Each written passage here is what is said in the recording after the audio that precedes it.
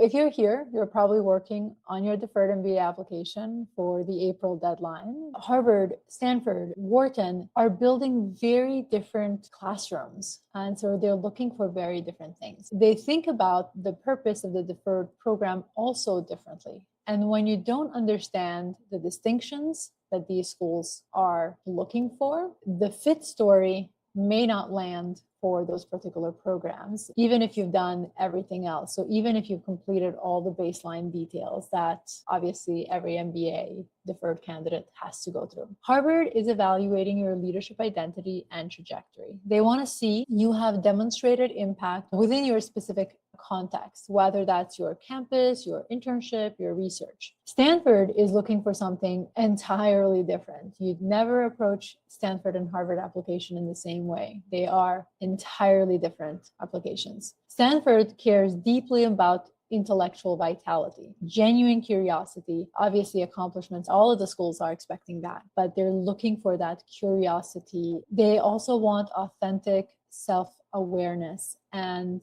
reflection in your essays. They're drawn to candidates with distinct perspectives and unconventional paths. Stanford is really interested in how you think and what makes you different, and how that thinking has influenced how you show up in the different communities you've been a part of. Wharton Loyalist is evaluating professional ambition and specificity. They want to see that you're thinking strategically about your career architecture, not just I want to work in consulting, but why, in what capacity are you building towards? They're also assessing whether you understand how to leverage those 2 to 5 years of work experience before business schools. They want candidates who are ready to hit the ground running and use their MBA very intentionally, and they are intentional at this point in their undergraduate journey. So some of the mistakes I see deferred applicants constantly make, they look at successful MBA essays and they try to adopt that for the deferred application. It really doesn't work. You are not a traditional applicant, therefore you should not be trying to be a traditional applicant when you are not applying for that program.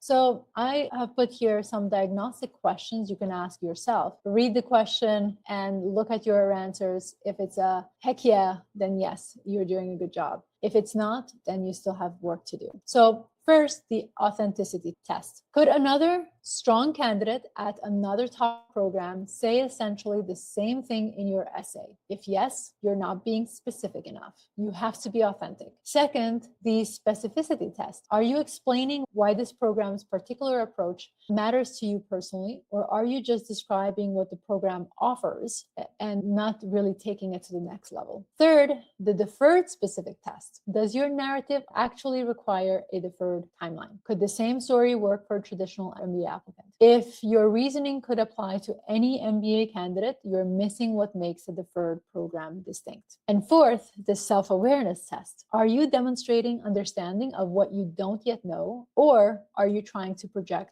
false certainty? Deferred programs value intellectual humility and curiosity. If you sound like you got it all figured out, that's actually a red flag, because the admission team will see you as someone who is really not willing to learn. So if you're feeling uncertain about any of these elements, your narrative might not be landing where it needs to yet. And definitely with acceptance rates in the single digits, you can't afford to hope for the best.